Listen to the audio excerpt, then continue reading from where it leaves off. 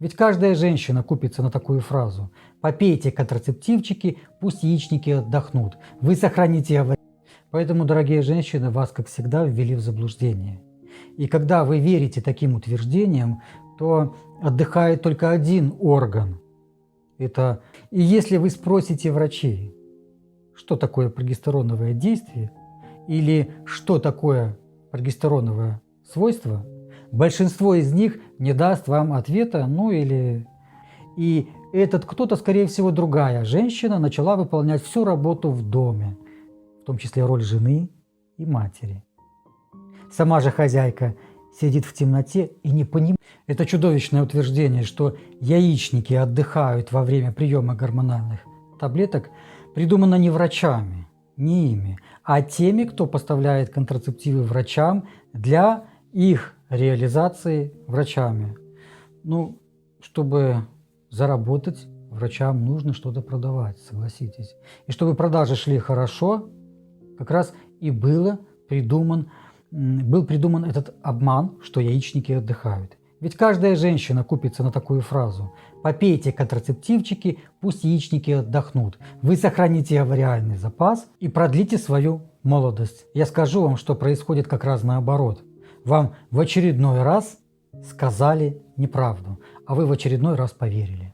А теперь ответьте, пожалуйста, мне на вопрос. А как это яичники отдыхают? Ушли в отпуск? А скажите, а сердце отдыхает? А печень? А уши? Почки тоже отдыхают, их же, наверное, 2. А глаза отдыхают? И легкие, наверное, отдыхают. И надпочечники, и, наверное, кишечник отдыхает, да?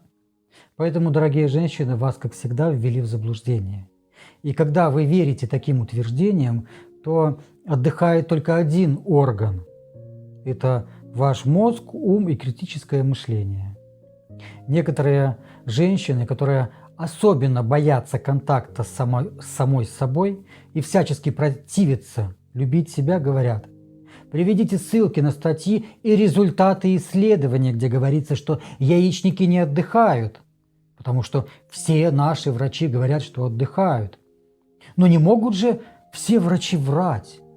Так звучит требование некоторых женщин. Но понимаете, дело в том, что само выражение «отдых яичников» не научное, не медицинское, и в профессиональной литературе такого понятия нет. Просто производители таблеток научили врачей это говорить по своих постоянных курсах и повышениях. Если вы все-таки верите, что яичники отдыхают, приведите научное медицинское определение понятию отдыхающих яичников или отдыхающих легких, почек, сердца. Вот вы как это себе представляете? И еще, приведите хотя бы одну статью, написанную не на заказ производителями контрацептивов, а основанную на серьезных клинических исследованиях, где хотя бы мельком упоминается такой ненаучный термин, как отдых яичников. Таких статей, к сожалению или к счастью, нет, не было и никогда не будет. И если у вас есть логика, интеллект и разум, то отдых подразумевает невыполнение основной работы, причем не насильственно, не так ли? Для органов и систем понятие выполнения работы означает функционирование. Другими словами, органы выполняют определенную функцию. Нарушение этой функции может привести к нарушению работы всего организма, и часто такие отклонения в работе мы называем конкретными заболеваниями. С момента закладки органов и их постепенного развития и созревания они выполняют определенную функцию. Без этого жизнь плода, потом ребенка и взрослого человека невозможна. Конечно, можно прожить без некоторых органов, особенно если они парные. Если парные, то отсутствие одного может и не сказаться слишком негативно на здоровье человека. Живут люди и с одной почкой, и с одним легким, и без селезенки, и с частью печени, и даже без яичников, и без матки живут многие женщины. Ну давайте вернемся к яичникам. Какая же у них функция? Но смотрите, яичники – это парный репродуктивный орган. Без них не может быть воспроизведения потомства. Поэтому одна из функций яичников состоит в созревании фолликулов и дальше женских половых клеток, яйцеклеток. Параллельно с созреванием половых клеток идет процесс выработки гормонов. В первую очередь это прогестерон, который путем многих биохимических реакций используется на выработку мужских половых гормонов, андрогенов, а уже из них, из андрогенов, женских половых гормонов, эстрогенов. Максимальная выработка половых гормонов наблюдается в растущих пузырьках. Они называются еще фолликулы при созревании половых клеток, то есть при созревании яйцеклетки. Поэтому фолликулярный аппарат яичников – это самая важная часть этого органа. Знайте, что эстрогены и прогестерон вырабатываются не только одним растущим фолликулом, в котором созревает яйцеклетка. Он, кстати, этот фолликул называется доминантный. Они вырабатываются и в нерастущих, или медленно растущих, примордиальных. Они очень-очень-очень маленькие. Поэтому процесс производства гормонов в яичниках идет постоянно, круглосуточно. Это значит, что в организме большинства женщин всегда есть определенное количество гормонов, которых достаточно для нормальной функции репродуктивной системы и всего женского организма, начиная от новорожденного периода и заканчивая климаксом и далее старостью. Так не бывает, чтобы показатели уровня гормонов были на нулях, хотя бы потому, что есть еще и надпочечники, и ряд других тканей и клеток, которые вырабатывают половые гормоны. Даже если удалить один яичник или часть яичника, нехватка гормонов будет наблюдаться не во всех случаях. Однако компенсации потерянных фолликулов уже не будет никогда. Запомните это. Кто или что в организме контролирует функцию и работу яичников? Как раз-то контролирует их функцию это тот орган, который любит больше всего отдыхать у вас. Это мозг. С половым развитием девочки развивается и крепнет связь между яичниками и теми участками мозга, которые вырабатывают определенные вещества, которые подавляют или стимулируют функцию яичников. Их тоже сейчас принято, да и всегда принято называть гормонами. В первую очередь это гипоталамо-гипофизарная система.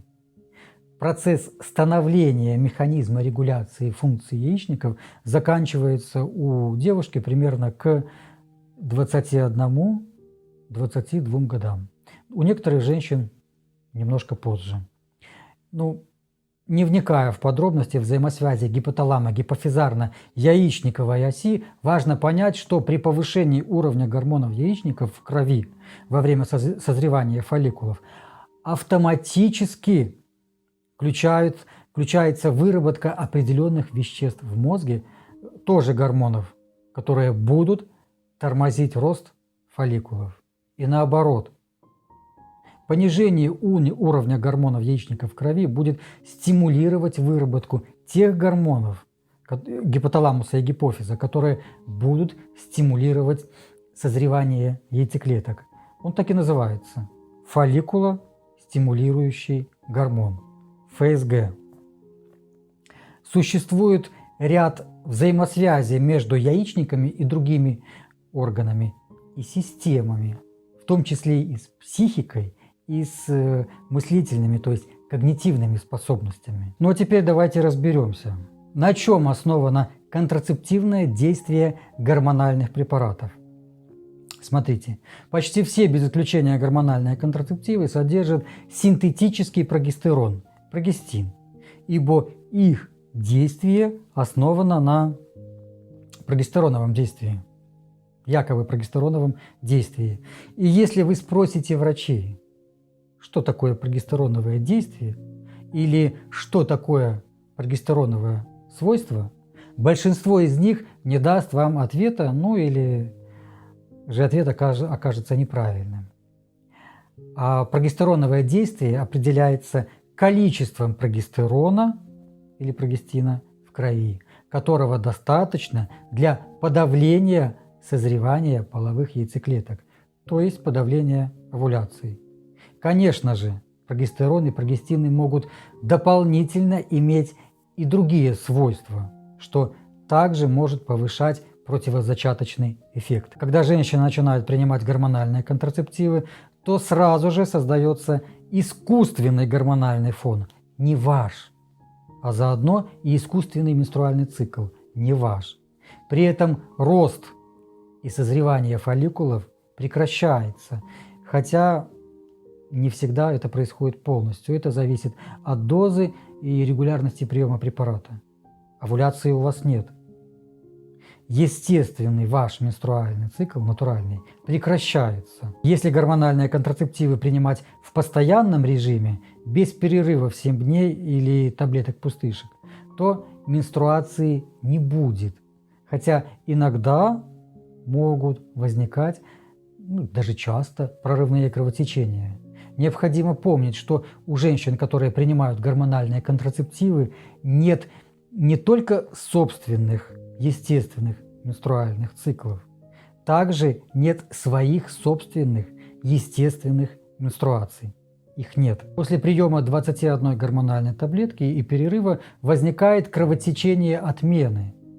Такой режим приема гормональных препаратов создан для удобства женщин, чтобы они не пугались, что нет менструальных кровотечений у молодой женщины. Искусственно созданный цикл с новым уровнем принимаемых гормонов подавляет созревание фолликулов и выработку яичниками собственных гормонов. Яичники не отдыхают, их функция подавлена, причем подавлена насильственно, ведь они не просили женщину принимать гормоны. А теперь представьте для сравнения, что однажды в семье появился кто-то и запер женщину, жену, мать в темном чулане без всякого предупреждения. И этот кто-то, скорее всего, другая женщина, начала выполнять всю работу в доме, в том числе роль жены и матери. Сама же хозяйка сидит в темноте и не понимает, что происходит в ее доме. Она не работает, она сидит в чулане, в темноте, ей холодно, голодно и одиноко. Но разве можно назвать такое отстранение от работы отдыхом? То же самое происходит и с яичниками, когда их функцию подавляют искусственно. Как будут реагировать яичники после отмены такого подавления? Ну хорошо, а как будет реагировать женщина, когда ее выпустят из темного чулана на свободу после стольких лет заточения? А женщины есть разные, поэтому и реакция на произошедшее будет разной. Одни придут в рабочую норму быстро, другим потребуется несколько месяцев, чтобы прийти в себя, а третьи будут пребывать в таком шоке, что не смогут приступить к своим рутинным заботам и обязанностям очень долгое время. То же самое можно сказать и о яичниках. Реакция у каждой женщины будет индивидуальная. Таким образом, при приеме гормональных контрацептивов яичники не отдыхают. Также необходимо избавиться и от других заблуждений на эту тему. Прием гормонов, в том числе контрацептивов, не омолаживает яичники, не сохраняет яичниковый резерв и вообще никак не спасает от старости и от климакса, и не улучшает качество половых клеток, а тем более не приводит к зачатию ребенка. Все с точностью до наоборот. Поэтому абсурдным является прием гормональных препаратов якобы для выравнивания менструального цикла и одновременно для планирования беременности. Это не только пустая трата денег и времени, а женщинам за 35 такая пустая трата времени может закончиться потерей всяких шансов на беременность. Запомните это. Это жизнь в обмане, ибо надеются на одно, а получают совершенно что-то другое. Именно поэтому я сделал этот канал, который посвящен и физическому, и психическому здоровью. А напоследок я вам скажу, будьте внимательны, включайте свой мозг и критическое мышление. Спасибо, что посмотрели это видео до конца. Подпишитесь на канал, мне будет очень приятно. А я желаю вам счастья, как всегда. И если у вас уже есть проблемы со здоровьем, запишитесь на индивидуальную онлайн-консультацию со мной по видеосвязи по ссылке под этим видео. Всегда ваш доктор Павел Сапегов.